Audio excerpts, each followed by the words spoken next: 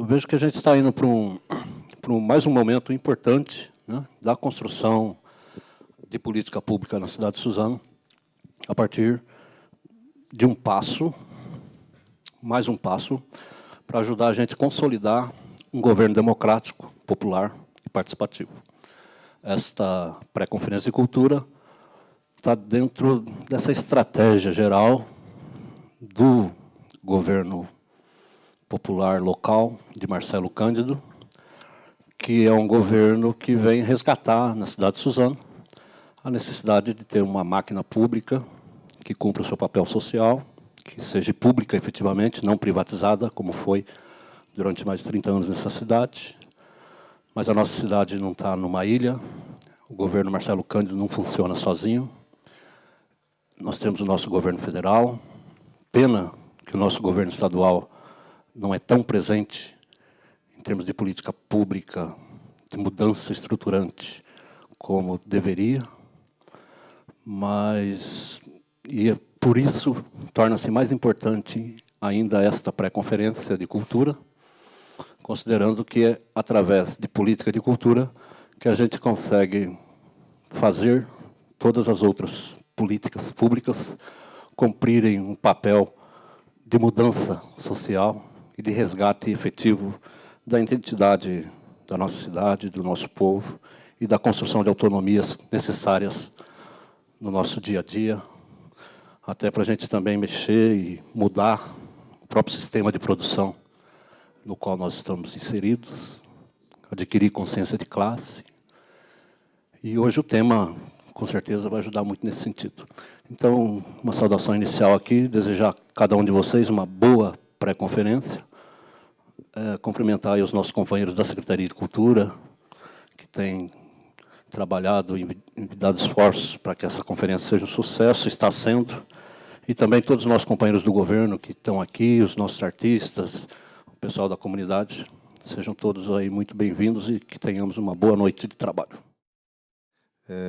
Mais uma vez aqui, um momento importante na história da nossa cidade, da nossa secretaria, nosso governo, Marcelo Cândido. Então, queria agradecer a presença de todos e a gente poder falar nessa noite, né? Nós tivemos uma experiência muito rica ontem no debate educação, comunicação e cultura. A gente até, no final aqui, a gente propôs que a gente vai tirar um documento, né, daquele debate de ontem, porque foi muito rico mesmo, e deu bastante subsídios para a gente poder fazer o debate. Inclusive, a nossa proposta é que a gente possa estender isso para a rede municipal, para os meios de comunicação, que foi muito valoroso ontem o nosso trabalho. E hoje a gente tem um tema, que é um tema que a gente sabe que interessa muito aos artistas, né? Porque a gente fala de investimento na área da cultura, de leis de incentivo, de patrocínio, a gente sabe que o anseio de todo artista é poder viver da sua arte, né? E a grande dificuldade que a gente enfrenta é realmente a sobrevivência da nossa arte. E a história ela é igual para todo mundo, né? Alguns mais felizes, talvez mais competentes, conseguem até sobreviver, mas a gente sabe que não é uma tarefa muito fácil. Por outro lado, a gente precisa ter um entendimento real, né, do que é sobreviver da nossa arte também, né? Principalmente quando a gente fala em arte, a gente sempre fica imaginando que as pessoas têm que ficar famoso, né, no mundo inteiro, e só assim ele vai ser consagrado, e só assim ele vai sobreviver. Eu acho que isso não corresponde a 90% dos pensamentos dos artistas, porque eu acho que a grande luta que a gente vem fazendo, e aí a gente vem fazendo isso aqui em Suzano, é para que a gente consiga sobreviver como um trabalhador qualquer em qualquer outra área, né? Portanto, o que nós queremos é viver dignamente com o salário como vive um pedreiro, como vive um açougueiro, como vive um comerciante, como vive qualquer profissional liberal, A nossa luta é para que a gente consiga sobreviver do nosso trabalho ligado à arte, né? E essa questão da fama, seja lá o que for, é uma coisa que isso eu acho até que se torna um pouco inerente à vontade. Se tiver que acontecer, que aconteça para aqueles mais iluminados, aqueles que mais correm atrás ou qualquer outro motivo, mas eu tenho certeza que não corresponde realmente à maioria das pessoas, porque o que a gente quer realmente é viver do produto do nosso trabalho. E existem muitos mecanismos para isso. E o problema é que nós temos uma dificuldade muito grande, e a gente já tem uma experiência muito grande nesse assunto, porque o artista ele é muito bom para criar, mas ele é péssimo para vender. Ele é muito criativo, né, e estuda bastante, e depois, na hora de colocar o seu produto na rua, enfim, de vender, ele não sabe fazer. E aí a gente tem um problema sério. E a gente precisa entender o meio que a gente vive, a realidade que a gente vive. Nós temos uma série de editais, nós temos uma série de programas, uma série de projetos, uma série de leis, e muitas vezes o artista nem conhece, não tem nem acesso, não sabe nem como chega. E acho que uma das funções do poder público é justamente isso, né? Até porque tem muito essa visão também que o poder público também tem que ser o patrocinador.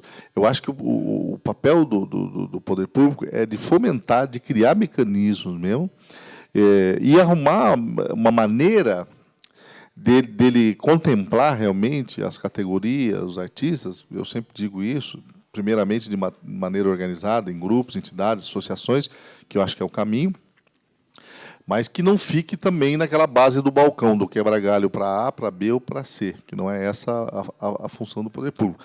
Mas, enfim, eu acho que a experiência que a gente quer discutir aqui hoje é realmente esse, os caminhos, né? Nós temos a presença aqui do deputado Vicente Cândido, que tem uma experiência muito acumulada nesse sentido, né? Criador da lei de incentivo em São Paulo, a lei do fomento, né, deputado? E pode contribuir bastante, já esteve aqui em outros momentos com a gente, é um parceiro, é uma pessoa que é muito dedicada à área cultural. Em São Paulo, a gente convive lá, a gente sabe muito bem a representatividade que ele tem nesse meio.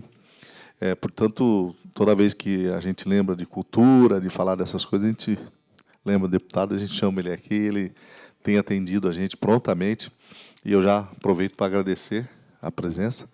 O Edson, uma pessoa que tem um trabalho na região de Guarulhos também, um produtor que tem experiência, né, nessa área, então veio contribuir com a gente também.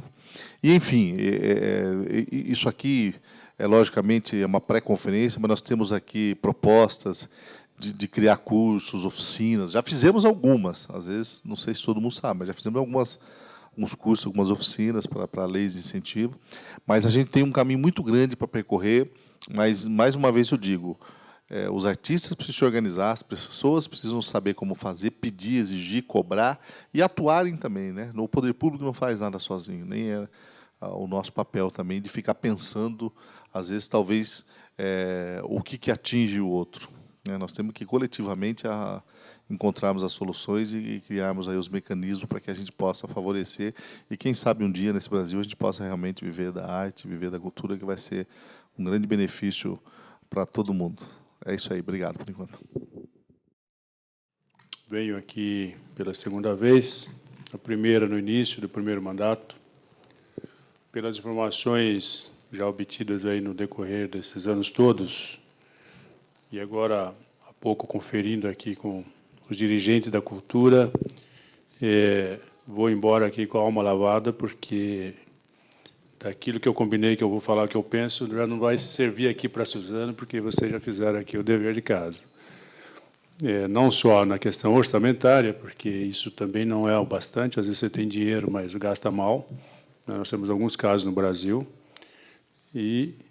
Mas, mais do que isso, né, você investir da maneira correta, ter o entendimento estratégico da importância da cultura na vida das pessoas, na cidade, né, e sobretudo, no compromisso de um governo, né, que propõe mudanças e transformações. Então, saio daqui bastante contente. E fico muito triste quando eu vou fazer debate, que chego lá na cidade, tudo aquilo que eu falo acaba sendo uma crítica, né? E muitas das vezes, inclusive, em governos nossos, isso que é pior, né? Do nosso partido. Do tema em específico, e vocês estão aqui de parabéns, né, de insistir em 2 dias de debate sobre o tema. Eu acho que uma das coisas que marcou aqui a gestão foi exatamente o livre pensar, o debate das várias formas, né, com vários atores, com vários pensamentos, né. Eu acho que tudo isso é cultura e eu acho que é isso que referencia aqui o trabalho realizado pelo governo e eu fico muito contente com isso. Eu acho que daqui para frente é muito mais um aperfeiçoamento, né, de dar qualidade em tudo isso do que fazer aquilo que era o arroz com feijão que vocês tinham que fazer, sem dinheiro, disputando prioridades com toda a cidade, né? E eu já tive experiência também de governo, e quando você vai lá no bairro que não tem asfalto, não tem saneamento, não tem escola, não tem ônibus, é difícil você... Se você falar que a cultura é prioridade, você pode até ser apedrejado, eu já tive experiência dessa natureza. Eu imagino que vocês devem ter enfrentado isso aqui também, principalmente se tratando aí da primeira gestão. Eu acho que o tema aqui ele já sofistica, né? Exatamente pelo avanço que vocês já tiveram, que é a sustentabilidade no fomento da cultura. E aí a minha visão, né, primeiro seria o ideal a gente ter aí o Sistema Nacional de Cultura, que se inspira no Sistema Único de Saúde. O Sistema Único de Saúde é o que tem de melhor de políticas públicas no Brasil e copiado por vários países do mundo. Ele só não é melhor porque falta dinheiro, mas se tivesse mais dinheiro, mais receita, se o Brasil não tivesse deixado de crescer durante anos, né, se a gente tivesse aí produzindo hoje 5 trilhões de reais de PIB, o sistema de saúde seria um pouco mais perfeito porque falta dinheiro, saúde é muito caro, ninguém, nem governos, nem hospital particular tem controle do custo da saúde, porque o custo da saúde está na cabeça do médico, na caneta do médico, né? Mas, em termos de gerenciamento, né, de repartição das competências, o sistema de saúde é que nos inspira, né, a LOAS, e o Sistema Nacional de Cultura, que o ministro Gil propôs, mandou lá a PEC para o Congresso Nacional, é inspirado no Sistema Único de Saúde, que, pelo nosso sistema de governo, dos 3 entes federativos, das competências concorrentes, né, todo mundo faz cultura, o Estado faz, a União faz, o município faz, as entidades privadas fazem, ele é necessário, né, para não ter isso que o Zenil citou aqui no começo, da crítica ao governo do Estado, que parece que não existe nessas matérias, né? Então, quando você vai... Né, então, nessas áreas, inclusive, de menor impacto orçamentário, você nunca conta com o Estado, né? E até nas outras áreas, mal repassa o dinheiro que é obrigado a repassar por lei, né, e de verbas voluntárias você precisa ficar lá mendigando ou atende lá a base do governo, né? Então, acho que a maior sustentabilidade que a gente poderia ter era ter um sistema de cultura, né, que dividisse claramente as competências da União, que, nesse caso, eu já encaro como apenas fomentadora, repassadora de recursos e diretrizes gerais nacionais para a produção cultural. E o Estado também entraria muito nessa linha, né, com exceção de alguns grandes equipamentos ou alguns grandes eventos, mas a produção cultural mesmo, por natureza, ela tem que se dar no município, né, no bairro, na rua e na cidade, né? Isso seria o ideal. E seria acoplado aí algumas leis de programas de governo, leis específicas para programas de fomento, né? Que pode ser através dos fundos, como pode ser através de programa específico, como tem algumas leis do programa de cinema, programa de teatro, programa do circo. Um complementa o outro, estaria tudo dentro de um fundo. E eu vejo aí uma repartição, o Edson está aqui do meu lado e vai falar isso com mais propriedade, o que eu imagino que seria razoável para a produção cultural, né, primeiro, esse orçamento. Acho que essa briga de pelo menos 2%, ela tem que ser inarredável. Acho que nós temos que trabalhar isso no Brasil inteiro como uma meta a ser perseguida, de pelo menos 2%. Acho que a PEC que está lá, que é de 2 deputados do PT, que tramita no Congresso Nacional, a PEC 150, ela ainda é tímida, porque ela acaba sendo generosa com os municípios, né? Obriga o município a gastar pelo menos 0,5%, e eu acho que devia... Acho que baixou para meio, viu? É 1%? Melhor, mas eu vi alguma coisa de 0,5%, lá se foi 1%, ainda menos mal. Então, eu imagino que, numa divisão aqui das competências, do bolo orçamentário, aqui no caso dos 2% de orçamento, que por volta de 50% a 60% devia ser programas de governo, né? Programa instituído nas secretarias, nas várias secretarias que você pode ter, na Secretaria de Educação, uma integração entre esporte, cultura e educação. Aí uns 30%, próximo de 30%, devia ser o fomento à sociedade, fomento ao artista, às entidades sem fins lucrativos, às entidades privadas dos produtores culturais. Eu acho que seria bastante razoável. Eu até provoco nesse caso, né? E nessa semana agora, na semana passada, nós votaram na Assembleia, o PT votou contra, as chamadas OS aí para a saúde, e teve lá uma consulta a mim lá pelo líder do governo, né, dizendo se topavam incluir nas OS da saúde, estendendo para a cultura e para o esporte. Teve uma confusão lá, mas eu disse uma resposta simples: isso seria mais adequado para a saúde, aliás, para a cultura e para o esporte, do que para a saúde, né? Porque a saúde você precisa de um plano de cargos e carreira, de competências, né, inclusive na questão criminal, administrativa. Então, é muito mais complexo a saúde, você está terceirizando, do que o esporte e a cultura, que, por natureza, e nessa área aí eu sou privatista, né, você tem que fomentar muito a sociedade, né, porque não é a prefeitura, não é o Estado, não é que vai produzir o livro, o filme, que vai dançar, que vai tocar, não é isso? Então, a natureza do fomento à cultura e ao esporte é muito a iniciativa privada, as pessoas físicas, né? Você é um artista, você vai lá, subscreve um projeto, vai lá, pega o dinheiro, né, aplica o dinheiro, presta contas e a vida está andando, né? Então, nessa matéria, eu, como petista, acredito aqui que os companheiros compartilham com essa tese, de que você tem que ser bastante privatista nesse sentido, sem abrir mão dos programas públicos que você vai ter. Você vai ter o programa do museu, o programa, né, lá das bibliotecas, do centro cultural, tal, mas você tem que dar liberdade, você tem que dar vazão, né, para aquilo que o Valmir chamou a atenção, né, para que a vida do artista tenha meio, começo e fim, né? Eu quero saber o que vai acontecer comigo o ano que vem, daqui 5 anos. A vida do artista no Brasil é um tormento, né? Você termina um projeto, você não tem continuidade, você termina o ano, você não sabe o que vai acontecer no ano seguinte, né? Basta mudar o diretor do departamento de teatro, que você já não sabe mais o que vai acontecer com a tua vida. Então, para isso, você tem que ter leis, né? Programas garantidos em lei, né? Para você ter essa perenidade, para você dormir tranquilo, para você poder programar a tua vida e saber que você vai viver do teu trabalho, né? E acho que uns 10% do bolo orçamentário devia ser destinado a leis de incentivo. Eu não trato a lei de incentivo com preconceito. Eu acho que a Lei Rouanet tem uma distorção terrível, né? Ela é muito mais um presente para as empresas, né? Para ir lá, pegar o dinheiro do governo, gastar e colocar teu carimbo lá no merchandising, do que um financiamento privado. Você está transferindo dinheiro público para a empresa privada, para o marqueteiro definir o que vai financiar ou não.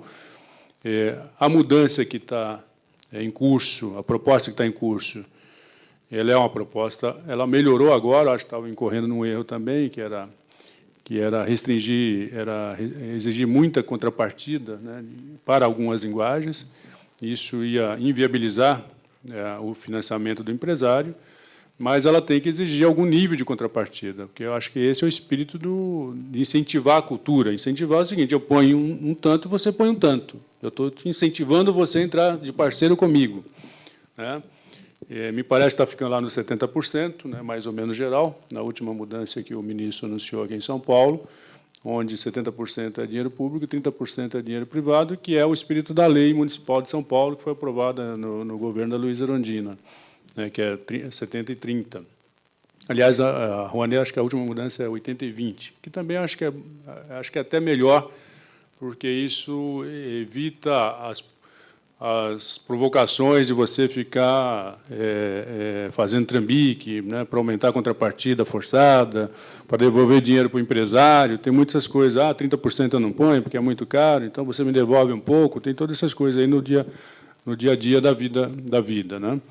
Então, eu imagino que uns 10% do bolo orçamentário, para onde couber, né, para onde seja necessário, para uma cidade que tem vida econômica ativa, que tem empresas, que, né, para um Estado economicamente mais forte, eu acho que deve abrir mão, usar esse instrumento para você aumentar o seu bolo orçamentário. Por exemplo, a cidade de São Paulo, no melhor momento da lei de incentivo lá de São Paulo, ela chegou a gastar 25 milhões no ano, onde os 25 milhões trouxeram mais 30%, mais 8 milhões de reais. Então, a cidade, a cultura, ganhou 8 milhões de reais. Então, essa é a tese do mecena. Quer fomentar a cultura? Então, está aqui o projeto, você vai lá fomentar a cultura. Então, não trato com preconceito. É que um dos grandes erros do Brasil foi trabalhar a Lei Rouanet ou as leis de fomento em alguns estados, né, como uma âncora da política cultural. Ou seja, a política cultural ficou ancorada no Brasil, infelizmente, até agora, praticamente. E essa é uma das dívidas que o governo Lula ainda tem com a cultura. Espero que, até o final do governo, a gente vota a mudança na Lei Rouanet e coloca mais dinheiro no fundo público, né? Então, essa distorção que nós tivemos aí durante anos, né? Então, é até errado falar que a cultura não tinha dinheiro. A Lei Rouanet chegou a gastar, no ano, 1 bilhão e 300 milhões. Então, isso é muito dinheiro. Agora, concentrado no centro do Rio de Janeiro, no centro de São Paulo, nos projetos de grande mídia, né? Se esse 1 bilhão e 300 milhões, aliás, nós conclamamos, né, que tivesse um fundo com 500 milhões, com 600 milhões, nem precisava 1 bilhão no primeiro momento, que já seria uma grande evolução, né, para os financiamentos públicos, os editais públicos, né, dos grupos pulverizados aí pelo Brasil afora. Então, assim, na minha concepção, né, no financiamento da cultura, tem espaço para um incentivo. Né, porque, às vezes, o próprio empresário quer fazer.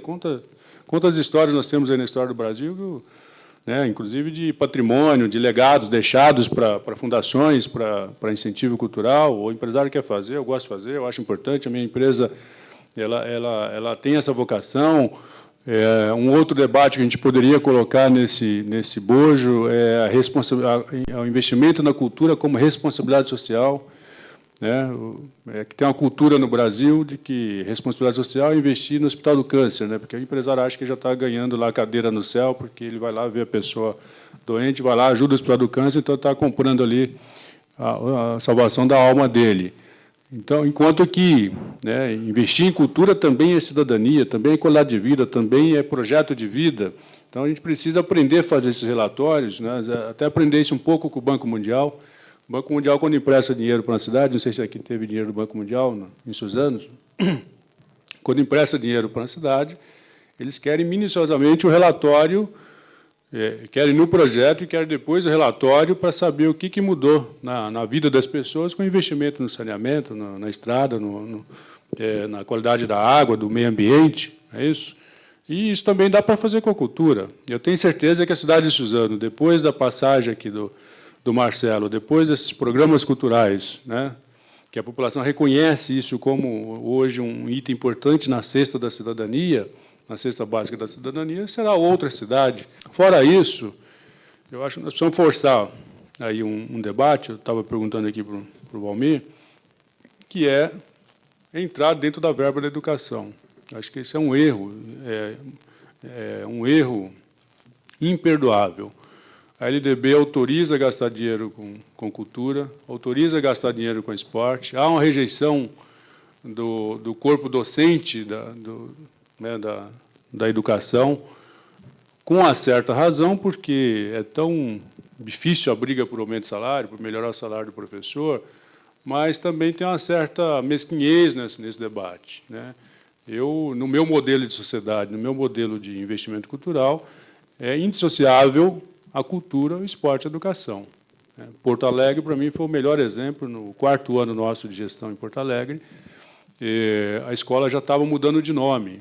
O governo municipal já estava mudando a escola de nome. Não vai ser mais escola municipal ou centro educacional, vai ser centro cultural e educacional. E eu acrescento o esporte também. Nós precisamos cada vez mais associar essas 3 matérias. Tem base legal para gastar dinheiro, não gastar, para investir dinheiro nessas modalidades. Eu já tive coisas assim, de ir no bairro e a comunidade está lá reivindicando a construção de um centro cultural com a escola fechada no final de semana do lado, uma bela escola, onde você ia lá, fazia lá um auditório, uma quadra coberta, ou uma biblioteca, você teria ali o centro cultural mais completo do bairro, que é, por natureza, tem que ser um centro cultural. Então, acho que essa verba é uma verba ainda de disputa, ainda de conscientização para que haja essa integração das 3 áreas. Eu acho que isso é muito questão de política de governo. E tem dinheiro também, além do exemplo do incentivo, o dinheiro do ECA, que não é um dinheiro pequeno. Uma cidade como essa, que tem grandes empresas, você tem aí 1% do imposto de renda retido, a ser retido, também disponível para isso. Você pode gastar com educação, cultura, saúde. Mas está nessa preocupação aqui do Valmir, que nós precisamos treinar gestores, treinar as entidades, treinar os artistas. Isso, durante tempo, foi privilégio dos grandes centros urbanos, dos grandes grupos de teatro, de companhias aí de produção cultural. Felizmente, isso começa a vir para a periferia, a pular o rio Tietê, lá os 3 rios, começa a ganhar outros espaços. E esse instrumento do ECA ele é muito forte, ele é muito tranquilo de fazer. Tem cidades aí aplicando muito bem. Aliás, a cidade de São Paulo está até surpreendendo nisso. A cidade de São Paulo arrecadou já este ano 80 milhões na lei do ECA, está fomentando lá mais de 300 projetos, tem 300 projetos na fila. Algumas outras cidades do interior que eu tenho andado também têm trabalhado muito essa questão. Então, acho que é um grande instrumento. E tudo isso está, eu acho que, dentro de um desenho de país que precisa fazer nos próximos anos, e a campanha eleitoral, o ano que vem, eu acho que ela vai permitir isso. Tudo indica que nós vamos fazer a primeira campanha eleitoral, pelo menos na minha geração de 50 anos de idade. Nós vamos participar, eu, pelo menos, vou participar da primeira campanha eleitoral sem crise. Sem crise política, sem juros altos, sem inflação alta, sem crise internacional, sem crise nacional. Tudo indica que seja isso, porque, se passamos por essa última, eu creio que não está para vir outra aí numa pauta tão rápida até o ano que vem. Então, isso para nós já vai ser um avanço grande para poder permitir o debate eleitoral no ano que vem de programas e projetos. E, num debate eleitoral de programas e projetos, a educação e a cultura terá que ganhar espaço. Porque tudo isso está se desenhando para o Brasil ser o Brasil potência, o Brasil do pré-sal, que tem bilhões de barris de petróleo. Aliás, está saindo a notícia aí, eu posso falar que eu não sou da área, não sou da Agência Nacional do Petróleo, posso dar notícia aqui, ninguém vai correr aqui para investir na Bolsa amanhã, pelo jeito. Mas diz que a Petrobras está acabando de descobrir uma reserva também lá no México agora, tão grande quanto a do Brasil, diz que vai até ofuscar do Brasil. A Petrobras está furando lá em Cuba, e o Golfo México está ali do lado também, está perfurando lá em Cuba também águas profundas. Não? E o Lula lançou lá um desafio, lá, no começo do ano, que foi lá inaugurar o escritório da Apex, lá com o Raul Castro, que vai achar petróleo, nem que tem que furar 50 mil metros para baixo do fundo do mar, lá vai. Até brincou lá que, de repente, vai achar até um japonesinho lá embaixo, no outro mundo, aquelas coisas de quando a gente era criança, achava que o Japão estava debaixo da terra. Né? Então, acho que toda essa riqueza e todo esse momento que a gente está vivendo, e o ano que vem, acho que vai ser muito rico para isso, nós vamos poder exigir dos candidatos, e eu serei candidato o ano que vem e quero ajudar a fazer esse debate, de que nós vamos confrontar programas com programa.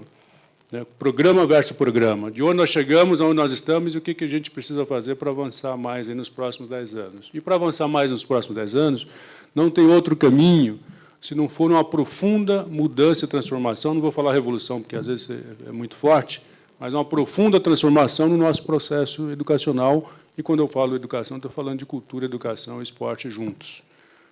Para isso, a gente dá conta de um item muito importante na perspectiva da nossa sociedade. Eu até fico brincando dentro do PT, que se o PT não tomar cuidado, daqui a pouquinho, daqui a 10, 15 anos, estamos morrendo todos, os dirigentes do PT que fundaram o PT, e a gente não tem juventude para nos suceder, porque há um hiato aí entre a direção que fundou o PT e a juventude que não assume as novas funções no PT. Estou falando no PT, isso é na política no geral, dada a falta de perspectiva, a péssima qualidade da educação, a disputa que os meios de comunicação de massa fazem na sociedade, fazem, sobretudo, na cabeça da juventude, e a escola não dá conta de fazer o contraponto, porque onde você teria que fazer o contraponto com a cultura de massa é dentro da escola, é com a cultura, é com o pensar, né?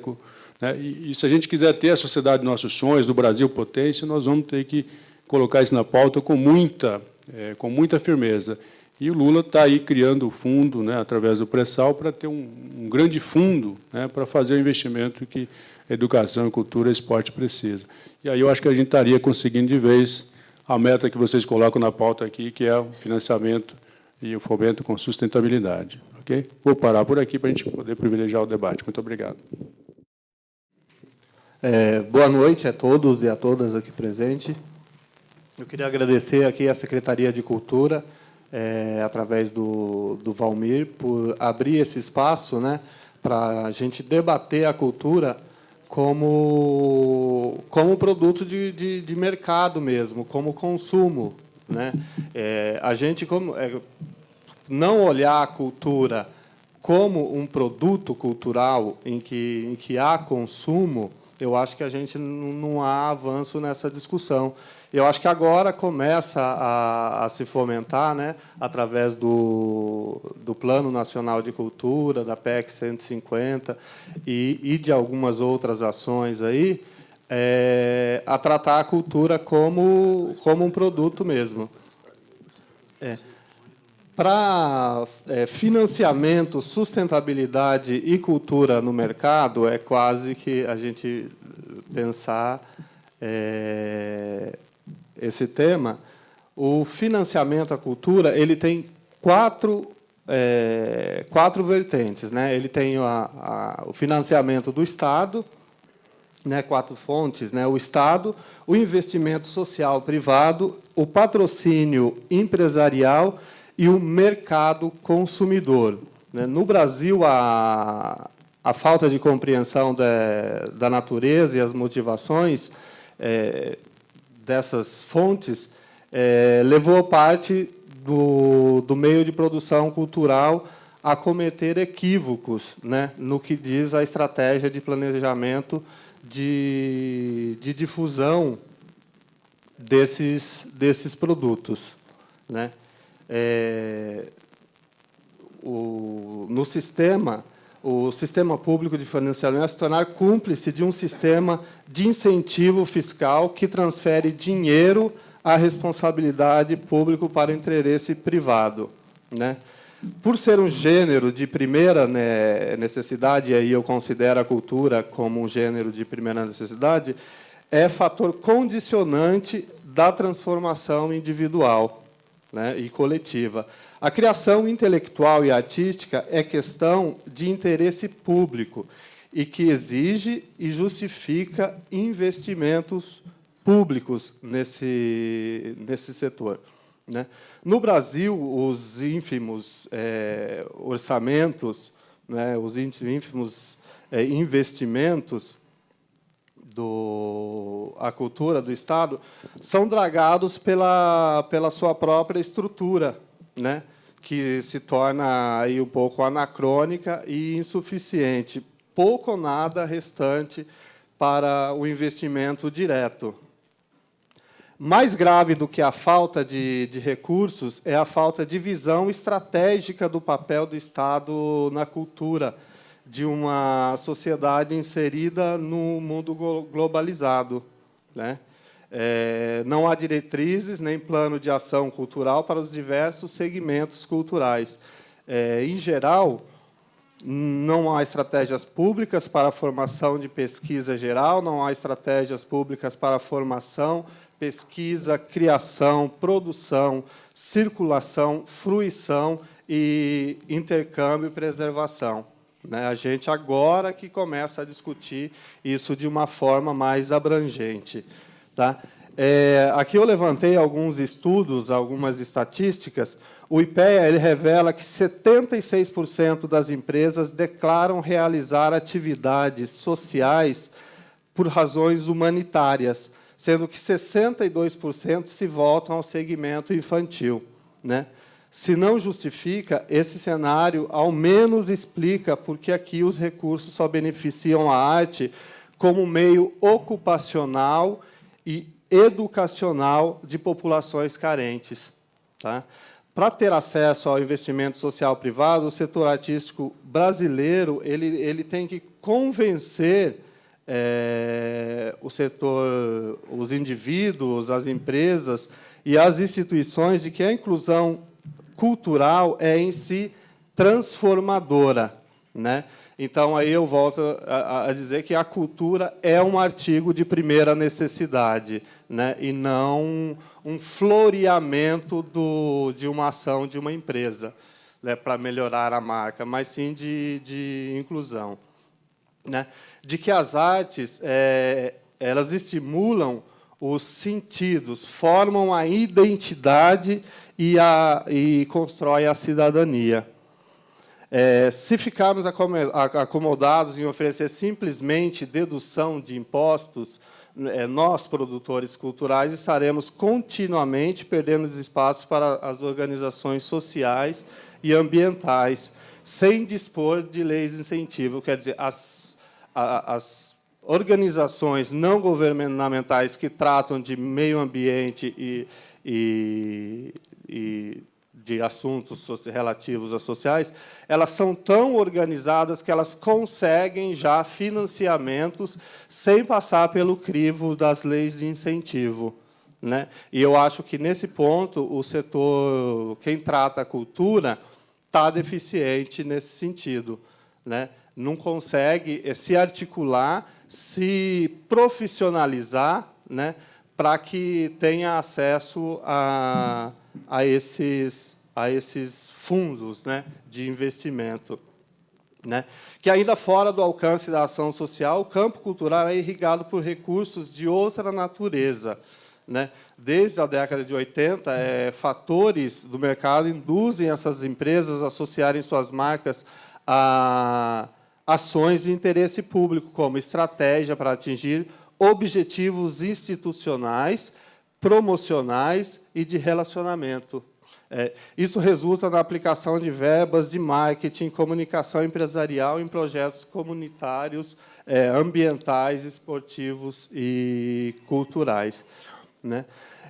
Eu acho que, para que isso aconteça, a gente tem que ter uma compreensão do universo da transação comercial, mesmo que básica. Ajuda o gestor a considerar e lidar com o seu próprio público, né? Financiador direto da atividade. E aí a gente considera também como um agente financiador o público que compra o ingresso, que compra o livro, que tem acesso, de uma forma ou de outra, a esses bens. Né? Mas, reconhecendo que a cultura depende, em maior ou menor escala, do seu mercado do seu mercado consumidor. Né? O gestor cultural acabará por se render ao domínio da ciência. Qual é essa ciência que a gente acaba ficando refém, né, quando você vai pedir patrocínio ou investimento? A gente acaba ficando refém do marketing dessa empresa. Qual é a linha de comunicação que essa empresa vai ter? Né? Entender e atender e aí é uma função do gestor e de quem trabalha com cultura, que a gente tem que entender o mercado. Né? Entender o mercado não é você entregar ao gosto do freguês a produção cultural, você moldar a sua produção cultural ao gosto do freguês, mas quem você quer atingir com essa produção cultural, tá? Como você quer atingir. E é aí que o setor, que eu acho que peca a produção cultural, de uma forma geral, é que acaba não definindo essas linhas quando você pensa cultura. E hoje em dia não tem como você desassociar isso, né? Cultura e mercado de consumo. Não tem mais, né? A cultura como geradora de renda, a cultura como geradora de empregos, não tem mais como você ter essa diferenciação, né? E aí você tem as formas de financiamento à cultura, né? Você tem 3 eixos centrais aí que tratam a cultura, que são as fontes governamentais, né? Perdão. São as fontes governamentais que fazem as transferências através dos orçamentos próprios, os fundos institucionais, que, no caso, agora está em vigência o que é o Fundo Nacional de Cultura, né, que acaba exigindo uma contrapartida de 20% do proponente em relação a isso. Está em debate, né? E o patrocínio, o apoio através das organizações estatais, a renúncia fiscal, deduções tributárias, a tributação sobre obras de domínio público. Você tem as fontes não governamentais, tá? Que é o mecenato privado, que é aquela empresa que investe sem exigir nenhuma forma de renúncia fiscal, o patrocínio privado, e o mecenato e patrocínio de fundações e organizações. Essas são as fontes não governamentais. E aí você tem o meio e mercado cultural, né? Que é o público consumidor, que ele também é um financiador da cultura. Quando você faz um espetáculo de teatro, quando você monta um espetáculo, o público consumidor também é um financiador desse produto cultural, tá? E a cultura autogerida, que é a produção cultural comunitária autossustentável. E aí você tem o mercado cultural, que é a indústria e as empresas culturais, que elas mesmas fazem o giro de capital dos seus próprios produtos, né? E eu acho que no caso, a sustentabilidade são 2 aliados fundamentais baseados em algo que temos que defender, sem esmurecer. A ética presente em tudo o que fazemos, né?